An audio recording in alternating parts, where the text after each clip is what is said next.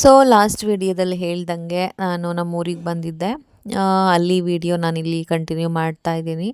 ಅವತ್ತು ಬಸವ ಜಯಂತಿ ಇತ್ತು. ಅದೆಲ್ಲ ಅವತ್ತು ಬಂದದ್ದು ನೆಕ್ಸ್ಟ್ ಡೇ ನಾವು ಬಂದಿದ್ದು Sunday. Monday I think Basava Jayanti ಎಲ್ಲ ಇತ್ತು ಮೆರವಣಿಗೆ. ಅದೆಲ್ಲ ನೋಡಿಕೊಂಡು ಅವನು ಪುನರ್ವ ಅಂತೂ ಸಖತ್ ಎಂಜಾಯ್ ಮಾಡ್ದ. ಅವ್ನು ಆ ಥರ ಎಲ್ಲ ಫ್ರೀಯಾಗಿ ಡ್ಯಾನ್ಸ್ ಮಾಡೋದು ಅದೆಲ್ಲ ಮಾಡೋನೇ ಅಲ್ಲ. ಜನ ಇದ್ದರೆ ಹಿಂದೆ ಸರಿತಿದ್ದ. ಬಟ್ ಈ ಸಲ ಅದೇನೋ ಗೊತ್ತಿಲ್ಲ, ಕೆಂಪು ಟವಲೆಲ್ಲ ಬೇರೆ ಮಕ್ಕಳೆಲ್ಲ ಹಾಕ್ಕೊಂಡಿದ್ರಲ್ಲ, ಅದನ್ನು ನೋಡ್ಬಿಟ್ಟು ನನಗೂ ಬೇಕು ಅಂತಂದ್ಬಿಟ್ಟು ತಾನೂ ಹಾಕ್ಸ್ಕೊಂಡು ಚೆನ್ನಾಗಿ ಎಂಜಾಯ್ ಮಾಡ್ದೆ. ಮಾತ್ರ ಅವನು ಆಡಿದ್ದನ್ನು ನೋಡಿ ನನಗೆ ಶಾಕು, ಇವನೇನಾ ಇದು ಅಂತ. ಅವ್ನು ಯಾವತ್ತೂ ಅಷ್ಟು ಫ್ರೀಯಾಗಿ ಅಂದರೆ ನಾವೇ ಇದ್ದಾಗ ಹೀಗೆಲ್ಲ ಆಡ್ತಾನೆ. ಬಟ್ ಜನಗಳಿದ್ದಾಗ ಅವನು ಆ ಥರ ಎಲ್ಲ ಮಾಡೋದೇ ಇಲ್ಲ. ಅಂದ್ರೂ ಅವತ್ತೆಲ್ಲ ಫ್ರೀಯಾಗಿದ್ದ, ಚೆನ್ನಾಗಿ ಡ್ಯಾನ್ಸ್ ಎಲ್ಲ ಮಾಡ್ಕೊಂಡು ಖುಷಿಯಾಗಿ ಕುಣ್ಕೊಂಡು ಚೆನ್ನಾಗಿ ಎಂಜಾಯ್ ಮಾಡ್ದೆ ಅವತ್ತು.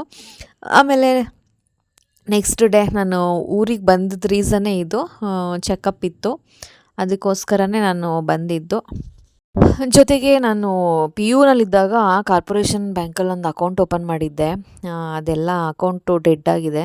ಸೊ ಅದೆಲ್ಲ ನಾನು ಕ್ಲೋಸ್ ಮಾಡಿಸ್ಬೇಕಿತ್ತು. ಅದು ಒಂದು ಕೆಲಸ ಇತ್ತು. ಎಲ್ಲ ಕೆಲಸನೂ ಒಟ್ಟಿಗೆ ಮುಗಿಸ್ಕೊಳ್ಳೋಣ ಅಂದ್ಬಿಟ್ಟು ಅವರು ಕೇಳಿದ್ರೆ ಫೋಟೋ ಬೇಕು ಅಂತ ಕೇಳಿದ್ರು. ನಾನು ಫೋಟೋ ಬೇರೆ ತೊಗೊಂಡೋಗಿಲ್ಲ. ಆಮೇಲೆ ಸ್ಟುಡಿಯೋಗೆ ಹೋಗಿ ಫೋಟೋ ಎಲ್ಲ ತೆಗೆಸ್ಕೊಂಡು ಆಮೇಲೆ ನನ್ನ ಕೆಲಸ ಆ್ಯಕ್ಚುಲಿ ಅವತ್ತು ಅರ್ಧಂಬರ್ಧ ಆಯಿತು. ಹಾಸ್ಪಿಟ್ಲಿಗೆ ಅಂತ ಬಂದ್ವಿ. ಹಾಸ್ಪಿಟ್ಲಲ್ಲಿ ಅವತ್ತು ಡಾಕ್ಟ್ರು ಸಿಗಲಿಲ್ಲ. ಮಧ್ಯಾಹ್ನದ ಮೇಲೆ ಬರಬೇಕು, ಈ ಡಾಕ್ಟ್ರು ಸಿಗಲ್ಲ ಅಂತ ಹೇಳಿದ್ರು. ಅಲ್ಲಿ ಅಕೌಂಟ್ ಕ್ಲೋಸ್ ಮಾಡಿಸೋಣ ಅಂತ ಹೋದರೆ ಅವರು ಡಾಕ್ಯುಮೆಂಟ್ಸ್ ಕೇಳಿದ್ರು. ಡಾಕ್ಯುಮೆಂಟ್ಸ್ ಎಲ್ಲ ತಂದಿದ್ದೆ, ಬಟ್ ಫೋಟೋ ಒಂದಿರಲಿಲ್ಲ. ಫೋಟೋ, ಡಾಕ್ಯುಮೆಂಟ್ಸು ಮತ್ತು ಫಾರ್ಮ್ ಎಲ್ಲ ಫಿಲ್ ಮಾಡಿ ಕೊಟ್ಟರೆ ಇನ್ನೂ 10 ಡೇಸ್ ಆಗುತ್ತೆ. ಫಸ್ಟು ನೀವು KYC ಮಾಡಿಸ್ಬೇಕು.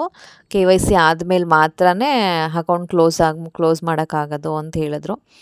ಸರಿ ಆಯಿತು, ಇನ್ನೇನು ಮಾಡೋಕ್ಕಾಗತ್ತೆ ಅಂತಂದ್ಬಿಟ್ಟು ಎಲ್ಲ ಅಪ್ಲಿಕೇಶನ್ ಎಲ್ಲ ಕೊಟ್ಬಿಟ್ಟು ಬಂದೆ. 10 ಡೇಸ್ ಆದಮೇಲೆ ಮತ್ತೆ ಆದರೆ ಬರೋದು, ಇಲ್ಲ ಅಂದರೆ ಆದಾಗ ಬಂದು ಕ್ಲೋಸ್ ಮಾಡಿಸ್ಕೊಂಡ್ರಾಯ್ತು ಅಂದ್ಬಿಟ್ಟು ಸುಮ್ಮನೆ ಅದ್ವಿನ ಮಧ್ಯಾಹ್ನಕ್ಕೆ ಅಂತ ಹೇಳಿದ್ರಲ್ಲ, ನನ್ನ ಕೆಲಸ ಏನೂ ಆಗಲಿಲ್ಲ. ಸೊ ಶೈಲಮ್ಮನೂ ಕೂಡ ಫಿಸಿಯೋಥೆರಪಿ ಎಲ್ಲ ಮಾಡಿಸ್ಬೇಕಿತ್ತು. ಅವರು ಮಾಡಿಸೋ ತನಕ ನಾನು ಹೋಗಿ ನನ್ನ ಬ್ಯಾಂಕ್ ಕೆಲಸ ಎಲ್ಲ ಮುಗಿಸ್ಕೊಂಡು ಬಂದೆ. ಸೊ ಎಲ್ಲ ಮತ್ತೆ ಮಧ್ಯಾಹ್ನ ಬರಬೇಕಲ್ಲ ಅಂತ ಅಂದ್ಬಿಟ್ಟು ಮನೆಗೆ ಹೊರಟ್ವಿ. ಅಷ್ಟೋ ತನಕ ಕೂತ್ಕೊಂಡು ಏನು ಮಾಡೋದು ಅಲ್ಲಿ ಅಂದ್ಬಿಟ್ಟು ಅಂದಿವೇ ಹೋಗ್ತಾ ಕಬ್ಬಿನಲ್ಲಿ ಕುಡಿಯೋಣ ಅಂತಂದ್ಬಿಟ್ಟು ಕಾರ್ ನಿಲ್ಲಿಸಿದ್ವಿ. ಕಬ್ಬಿನಲ್ಲೆಲ್ಲ ಕುಡ್ಕೊಂಡು ಮನೆಗೆ ಹೋಗಿ ಅಲ್ಲಿ ಊಟ ಮಾಡಿಕೊಂಡು ಒಂದಷ್ಟೊತ್ತು ಮಲಗಿದ್ದು. ಅವನು ಅವತ್ತು ಪುನರ್ವ ಬೇರೆ ಬೆಳಿಗ್ಗೆ ಬೇಗ ಎದ್ಬಿಟ್ಟಿದ್ದ, 7 ಗಂಟೆಗೆ ಎದ್ಬಿಟ್ಟಿದ್ದ. ಅವ್ನು ಕಾರಲ್ಲೇ ಸ್ವಲ್ಪ ಕಣ್ಣು ಮುಚ್ತಿದ್ದ. ಸೊ ಮನೆಗೆ ಹೋಗಿದ ತಕ್ಷಣ ನನಗಂತೂ ಫುಲ್ಲು ಯಾಕೋ ಗೊತ್ತಿಲ್ಲ, ಅವತ್ತು ಬಿಸಿಲಲ್ಲಿ ಹೋದ್ವಲ್ಲ, ಕಾರಲ್ಲೇ ಹೋದ್ರೂ ಸ್ಟ್ರೈನ್ ಆಗೇ ಆಗುತ್ತೆ ಬಿಸಿಲಿಗೆ. ತಂಪಿದ್ದಾಗ ಏನೂ ಅನಿಸಲ್ಲ, ಬಟ್ ಬಿಸಿಲೊತ್ತಲ್ಲಿ ಹೋದರೆ ನೀವು ಕಾರಲ್ಲಿ ಹೋದ್ರೂ ಅಷ್ಟೇ, ಗಾಡೀಲಿ ಹೋದ್ರೂ ಅಷ್ಟೇ, ಸುಸ್ತಾಗೇ ಆಗುತ್ತೆ. ನನಗೆ ಫುಲ್ಲು ಸುಸ್ತಾದಂಗೆ ಆಗ್ತಿತ್ತು. ಹೋಗಿ ಮಲ್ಕೊಂಬಿಟ್ಟೆ. ಅವನು ಬೇಗ ಎದ್ದಿದ್ನಲ್ಲ, ಬಂದು ನನ್ನ ಪಕ್ಕ ಮಲ್ಕೊಂಡಿದ್ದಾನೆ. ಅವನು ಎಷ್ಟು ಬೇಗ ನಿದ್ದೆ ಮಾಡ್ದ ಅಂತಲೇ ಗೊತ್ತಿಲ್ಲ. ಇಷ್ಟು ದಿವಸ ತೊಡೆ ಮೇಲೆ ಹಾಕೊಂಡು ತಟ್ಟಿ ಮಲಗಿಸ್ಬೇಕಿತ್ತು. ಬೇಗ ಎದ್ದಿದ್ನಲ್ಲ, ಹಾಗಾಗಿ ಅವನು ತುಂಬ ಬೇಗನೆ ನಿದ್ದೆ ಮಾಡ್ಕೊಂಬಿಟ್ಟ. ಸೊ ಮಲ್ಕೊಂಡು ಚೆನ್ನಾಗಿ ರೆಸ್ಟ್ ಮಾಡಿದ್ವಿ ಹೋಗಿ. ಆಮೇಲೆ ಮತ್ತೆ 4 ಗಂಟೆ ಹಾಗೆ ರೆಡಿ ಆಗಿಬಿಟ್ಟು ಹಾಸ್ಪಿಟಲ್ಗೆ ಹೊರಟ್ವಿ. ಕಬ್ನಲ್ಲಂತೂ ಚೆನ್ನಾಗಿ ಕೊಟ್ಟಿದ್ದ, ಐಸ್ ಕ್ಯೂಬೆಲ್ಲ ಹಾಕ್ಕೊಟ್ಟಿದ್ದ, ಒಳ್ಳೆ ತಣ್ಣಗಿತ್ತು. ಸೊ ಮತ್ತೆ ಇವಾಗ ಹಾಸ್ಪಿಟ್ಲಿಗೆ ಬಂದಿದ್ದೀವಿ.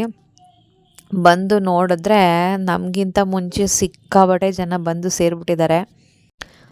ಸೊ ಟೋಕನ್ ಎಲ್ಲ ತೊಗೊಂಡು BP ಚೆಕ್ ಎಲ್ಲ ಮಾಡಿದ್ರು. ಅದು ರೆಗ್ಯುಲರಾಗಿ ಹೋದಾಗೆಲ್ಲ ಮಾಡ್ತಾನೆ ಇರ್ತಾರೆ.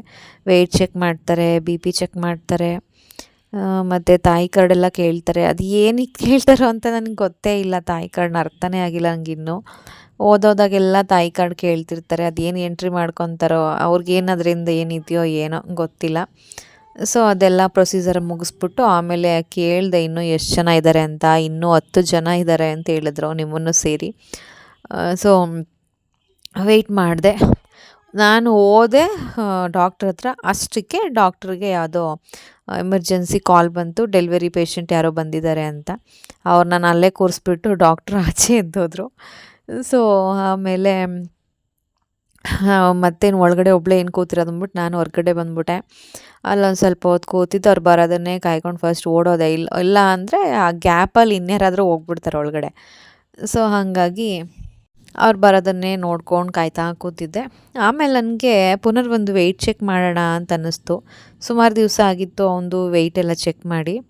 ಅದಕ್ಕೆ ಯಾರೂ ಇರಲಿಲ್ವಲ್ಲ, ರಶ್ ಎಲ್ಲ ಕಡಿಮೆ ಆಗಿತ್ತು ಆವಾಗ. ಸೊ ವೆಯ್ಟ್ ಚೆಕ್ ಮಾಡಿಸೋಣ ಅಂತ ಅಂದ್ಬಿಟ್ಟು ಅವನ್ನ ಕರ್ಕೊಂಬಂದೆ. ಅವನು ಹೊರ್ಗಡೆ ಕೂತಿದ್ದ. ಅವನು ಒಳಗಡೆ ಬರೋದಕ್ಕೆ ರೆಡಿ ಇಲ್ಲ. ಅಲ್ಲ ನರ್ಸ್ಗಳು ಸಿಸ್ಟ್ರೆಲ್ಲ ಇದ್ರಲ್ಲ, ಅವ್ರು ನೋಡಿಬಿಟ್ಟು ಅವ್ನಿಗೇನೋ ಸ್ವಲ್ಪ ಭಯ. ಹಾಗಾಗಿ ಒಳಗೆ ಬಾರೋ ಅಂತಂದರೆ ಬರೋಕ್ಕೆ ರೆಡಿ ಇಲ್ಲ. ಆಮೇಲೆ ಅಲ್ಲಿ ಟಿ ವಿ ಇದೆ, ಅಲ್ಲಿ ಪುಣ್ಯಕೋಟಿ ಹಾಕಿದ್ದಾರೆ, ಬಾ ತೋರಿಸ್ತೀನಿ ಅಂತ ಸುಳ್ಳು ಹೇಳ್ಬಿಟ್ಟು ಕರ್ಕೊಂಡೋದೆ. ಆಮೇಲೆ ಒಳಗಡೆ ಬಂದ. ಆಮೇಲೆ ಆರಾಮಾಗಿ ವೆಯ್ಟ್ ಚೆಕ್ ಮಾಡಿಸ್ಕೊಂಡ. ಏನೋ ಇದು ಮಾಡಲಿಲ್ಲ, ಹಠ ಮಾಡಲಿಲ್ಲ. ಸೊ ಇವಾಗ ಅವನ ವೆಯ್ಟು 13.5 ಇರೋದು. ಅವನ ಏಜನ್ನು ಕೇಳ್ತಾ ಇರ್ತೀರ. ನಾನು ವೆಯ್ಟ್ ಹೇಳ್ದಂಗೆಲ್ಲ ಏಜ್ ಎಷ್ಟು ಅಂತ ಕೇಳ್ತೀರಾ, ಏಜ್ ಹೇಳಿದಾಗ ಹೈಟ್ ಎಷ್ಟು ಅಂತ ಕೇಳ್ತೀರಾ, ವೆಯ್ಟ್ ಎಷ್ಟು ಅಂತ ಕೇಳ್ತೀರಾ. ನನಗೆ ವೆಯ್ಟ್ ಮರ್ತೋಗಿದೆ. ಅವನ ಏಜ್ ಇವಾಗ ಸೊ ಲಾಸ್ಟ್ ವಿಡಿಯೋದಲ್ಲಿ ನೋಡಿರ್ತೀರ, ಕರೆಕ್ಟಾಗಿ ಮೇ 2ಗೆ ಅವನಿಗೆ 3 ವರ್ಷ. ಸೊ ಇದು ಅದರ ನೆಕ್ಸ್ಟ್ ಡೇ ವಿಡಿಯೋ. ಅವನಿಗೆ 3 ವರ್ಷದ್ದು ವೈಟಮಿನ್ ಎ ಹಾಕ್ಸ್ಬೇಕಿತ್ತು, ಅದಕ್ಕೋಸ್ಕರ ಬಂದ್ವಿ. ಅಲ್ಲಿ ನೋಡಿದ್ರೆ ವೈಟಮಿನ್ ಎ ಇಲ್ಲವೇ ಇಲ್ಲ ಅಂತ ಹೇಳ್ತಾ ಇದ್ದಾರೆ. ಗೌರ್ಮೆಂಟಲ್ಲಿ ಎಲ್ಲೂ ಕೂಡ ಅದು ಸ್ಟಾಕ್ ಇಲ್ಲ. ನಮಗೆ ಬಂದೆ ಅದು 1 ಮಂತ್ ಆಯಿತು. 1 ಮಂತಿಂದನೂ ಅದು ಇಲ್ಲವೇ ಇಲ್ಲ. ನೀವು ನಾನು ನಗರದಲ್ಲಿ ಸಿಗುತ್ತಾ ಅಂತ, ಚಾಮರಾಜನಗರದಲ್ಲಿ ಅಂತೂ ಎಲ್ಲ ಕೇಳಿದೆ, ಅಲ್ಲೂ ಸಿಗಲ್ಲ. ಗೌರ್ಮೆಂಟ್ ಹಾಸ್ಪಿಟ್ಲಲ್ಲಿ ನೀವು ಎಲ್ಲೇ ಹುಡ್ಕೋದ್ರೂ ಇವಾಗ ಸಿಗ್ತಾ ಇಲ್ಲ. ಅದು ನೋಡಿ 1 ಮಂತ್